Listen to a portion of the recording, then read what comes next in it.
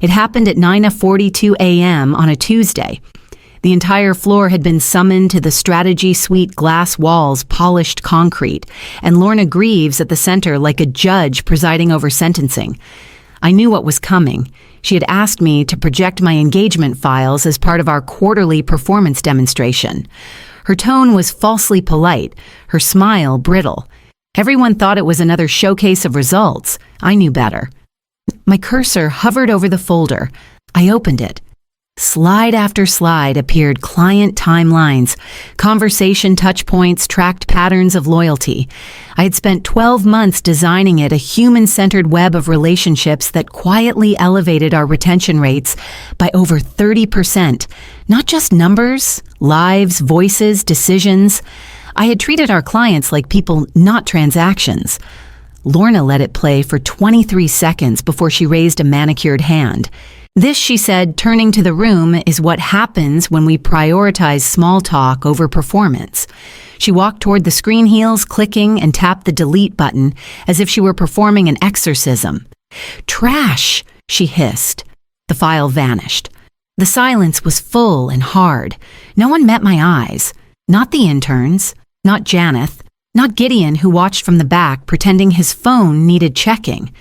I didn't move, didn't argue. I just closed the laptop, placed my hands calmly on the table, and breathed in the clinical scent of too much air conditioning. Then my phone buzzed. Unknown number, Chicago area code. I stood, excused myself without apology, and stepped into the hallway. The door clicked softly behind me. Ms. Strix, a calm voice, greeted me. "Caspian Durrell here from Marlowe Partners. We've been watching your work at Cortinex. We're prepared to offer you $500,000 annually with equity and full design autonomy. We'd like to know if you're ready to build something that actually honors what you do." I looked through the glass at Lorna, still monologuing back, turned arms spread like she owned the oxygen in the room. "I'm listening," I said. Because the file Lorna had deleted was never the real one, and I'd always known this moment would come. 3 years earlier, Cortinex had been bleeding clients so fast they stopped publishing internal retention reports. Every Monday meeting started with a new account lost. Leadership blamed everything except themselves, pricing the market, even emotional fatigue. But no one looked at how the company treated its clients. When I arrived, they called me overqualified. Too seasoned, someone whispered. That was their way of asking why I'd left a larger firm for a struggling one. I didn't explain. I needed a quieter place to work, somewhere they wouldn't see me coming. At first, I followed the protocol. 15-minute check-ins, templated follow-up emails, the dreaded CRM interface that logged everything except meaning. But I could see the cracks, clients pulling away mid-contract frustration, simmering beneath their formal replies. What they wanted wasn't another email, they wanted to be remembered. So I started keeping a second file off the record mine alone. I tracked their birthdays, their kids' names, the day their voice cracked during a call. I remembered when Ravi's wife had surgery, when Alma's dog died, when Mitchell landed that book deal he hadn't told anyone about. I didn't send gifts or flowers. I just followed up weeks later and asked, "How did it go?" every time they paused. "You remembered that?" Of course I did, because relationships are stories. And I don't forget a good story. I didn't talk about this to anyone, especially not to Lorna. But Janeth noticed. She sat near me and once said, "You make them feel seen." She said it like a compliment. I believed her. We would chat sometimes, safe surface level. She laughed at Lorna's rants, rolled her eyes during tense reviews. I thought she was harmless. What I didn't know was that every time she leaned over to admire my color-coded notes or asked casually how I tracked renewals, she passed it upward. Quietly, efficiently, like she was part of something bigger. She was. I didn't realize just how deep her loyalty to Lorna ran until the day I found her name buried in the access log of a file I'd never shared. Lorna hated ambiguity. If it didn't fit neatly into a spreadsheet, it didn't exist. And if it couldn't be translated into a quarterly KPI, it was a distraction. She'd skim my weekly logs, eyes twitching at my longer call duration, side comments scribbled in the margins like dog's surgery went well or daughter's piano recital next month. To her, these weren't relationship notes. They were inefficiencies. One Thursday morning, after a client renewed a contract 3 months early and doubled their service package, I walked into her office with a thick folder in hand. 53 pages, correlated metrics, revenue spikes, referrals linked directly to personalized interactions. It was evidence, hard measurable evidence that my approach was working. She flipped through 3 pages, then closed it. Strix. She said, not looking up. We're not in the business of pen pal friendships. This isn't therapy. It's consulting. I remember staring at her hands as they rested on the report, motionless, almost like she was afraid touching it too long would legitimize it. I'm not asking to change protocol, I replied evenly. I'm asking that we acknowledge the actual outcomes. She handed the file back. We acknowledge what's repeatable at scale, not sentiment. That was the moment I stopped trying to earn her approval. Not out of anger, just clarity. I saw then that we weren't speaking the same language. She wanted velocity. I wanted longevity. She was chasing conversion. I was building connection. From that point forward, I began tracking more than just clients. I started logging internal behavior, who accessed what files, when, and for how long. Cortnex's system left fingerprints on everything. Most didn't notice, but I wasn't most. I found Janeth's name in file histories where it didn't belong. Lorna's too. They hadn't just dismissed my methods. They were watching them copying pieces, trying to replicate results without crediting the approach. I didn't say anything. Not yet. I kept doing my work, kept sending check-ins, kept listening. Until the day Lorna handed me a new assignment with a smirk. We'll need you to audit all your relationship-building activities for the past year. The audit came wrapped in politeness and printed on company letterhead. Just a standard performance review, Lorna said, handing me the directive with the flat affect of someone who's already decided how it ends. We want to better understand how your client interactions align with our long-term efficiency benchmarks. The document listed 14 categories, each more vague than the last communication frequency engagement tone, non-standard activities. It wasn't a review, it was a trap built out of bureaucracy designed to exhaust, confuse, and ultimately discredit. I smiled and nodded, then I got to work. For the next 6 weeks, I treated the audit like a thesis. I pulled transcripts, call logs, feedback threads. I built interactive dashboards cross-referencing sentiment shifts against renewal cycles. I overlaid referral spikes with follow-up patterns and attached anonymized client voicemails, their words, not mine, describing how someone finally listened. I didn't just show that my approach worked. I proved that without it, we were losing nearly $500,000 a year. But I knew better than to upload the real version into Cortnex's shared system. That one stayed offline encrypted, backed up 3 times. The version I submitted was a streamlined decoy, real enough to meet the audit requirements, but missing the spine. No data trails, no embedded metadata. Just enough. And yet even the decoy was damning in its own way. The more I compiled, the clearer it became. Cortnex had no idea why its clients stayed or why they left. They didn't measure trust. They didn't value memory. They were blind to the very thing that kept the revenue graph stable.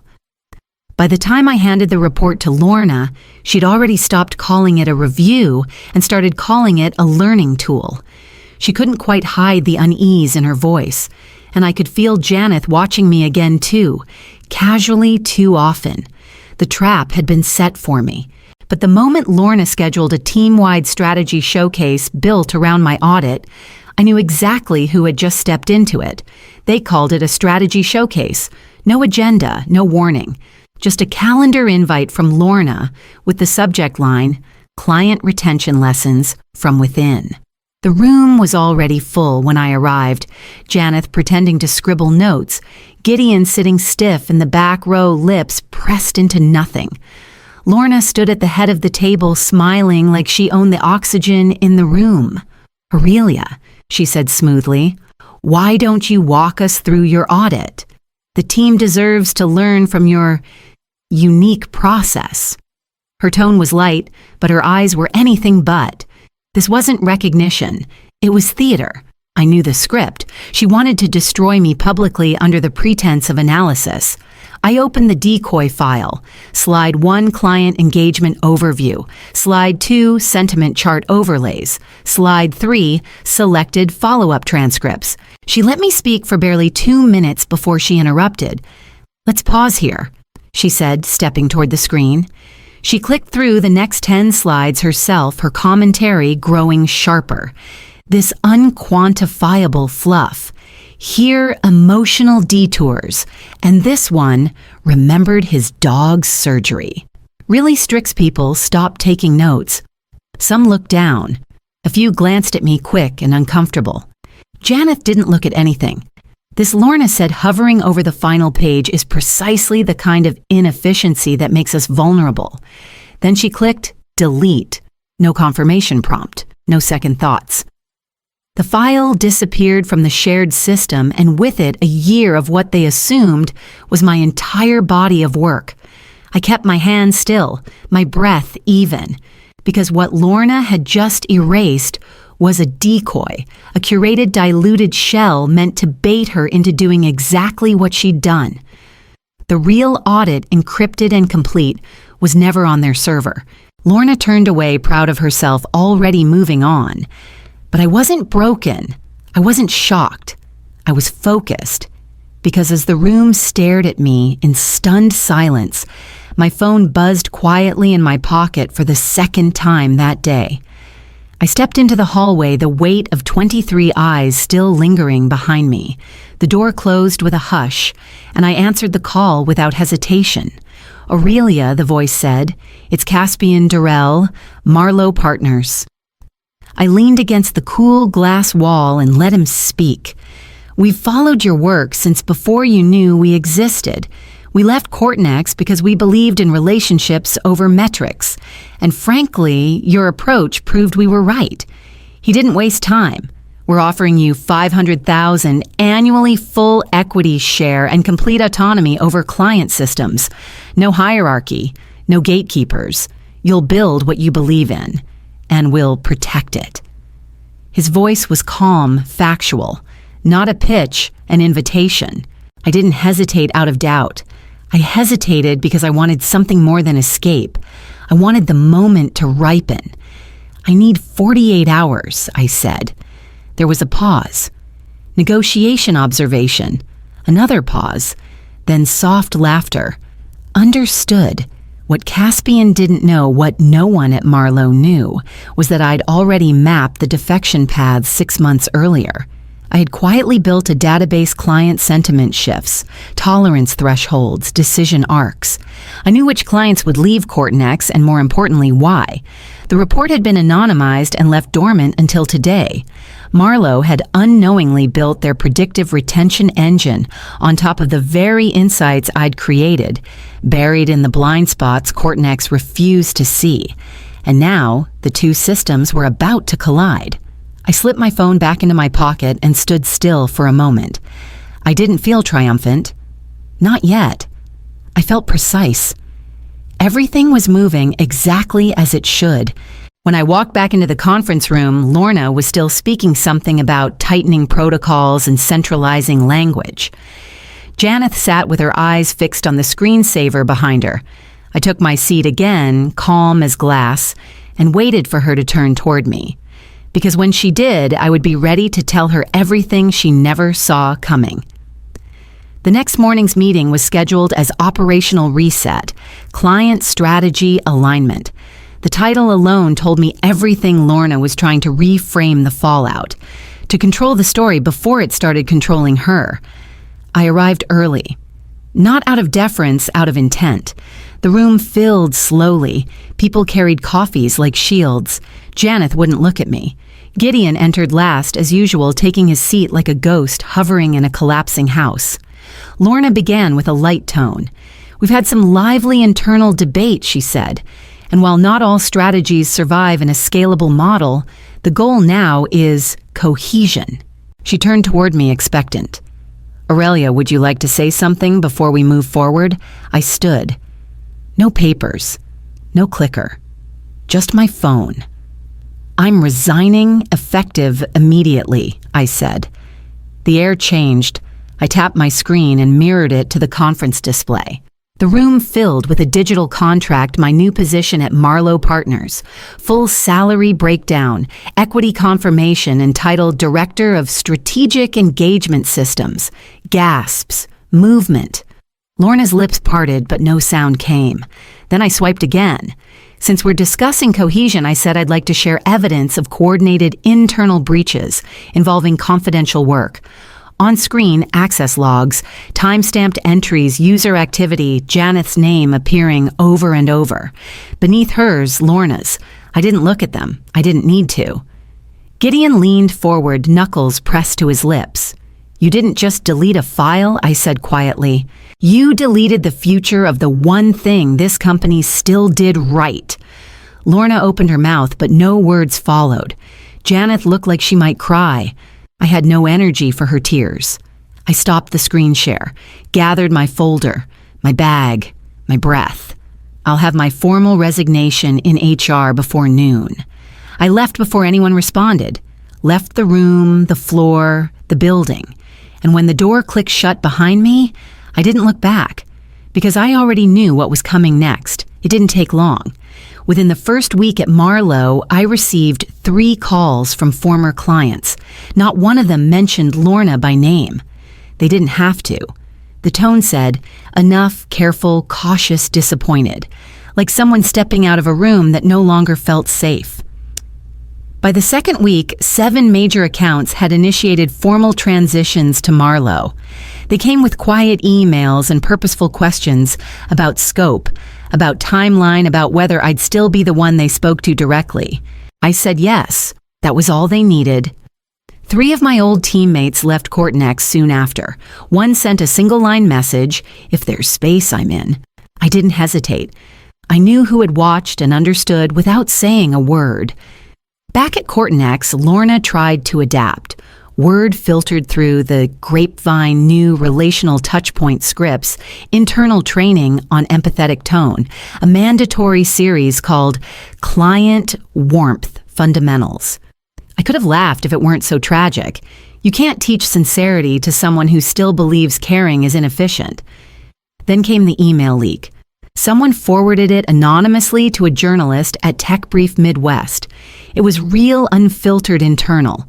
Lorna had written it just 2 days after I resigned. In it, she referred to our largest clients as emotional liabilities and needy time wasters. She called personalized consulting the slow death of profitability and described my exit as removing the anchor so the ship can finally speed up. The article went live on a Tuesday. By Wednesday, 2 more clients pulled out. By Friday, the board at Courtnex released a statement promising an urgent internal review of leadership communications. I didn't need to issue any response. Marlowe's inbox overflowed with inquiries, new prospects, former skeptics, old contacts who had ghosted me when I was still at Courtnex now wanted to reconnect over coffee. I smiled politely, but I wasn't keeping score. Because it was never about revenge. It was about truth finding its own voice long after everyone had stopped listening. By the 3rd week, the silence from Courtnex was louder than any announcement. Their social channels went dormant. Recruiters stopped mentioning their name, and former clients started forwarding generic check-in emails from junior staff, trying and failing to sound personal. Then came the headline, Courtnex loses 40% of revenue in Q1 drop. The board launched an investigation, not a surface one deep forensic. They began reviewing internal correspondence, client loss patterns, renewal trends. And somewhere in that excavation, someone found a file. It wasn't labeled dramatically, just a clean PDF, time-stamped, cross-referenced. It was my real audit, the full version, the one I had encrypted and later sent anonymously to Courtnex's largest investor after I resigned. Not as revenge, as warning. It detailed in quiet, data-backed precision exactly what would happen if the company continued to treat relationships as inefficiencies. I had built models forecasting retention decay, projected defections by tier, and tagged every account that was likely to leave in the absence of personalized continuity. It wasn't personal, it was inevitable. They didn't know where it had come from, but they knew who had written it. Gideon called me the following Monday. His voice was steadier than I expected. "I read it," he said. "I read all of it. I didn't say anything. We made a mistake." Now I said something. "No," I replied. "You made a decision. A mistake is a stumble. What happened at Cortinex was deliberate."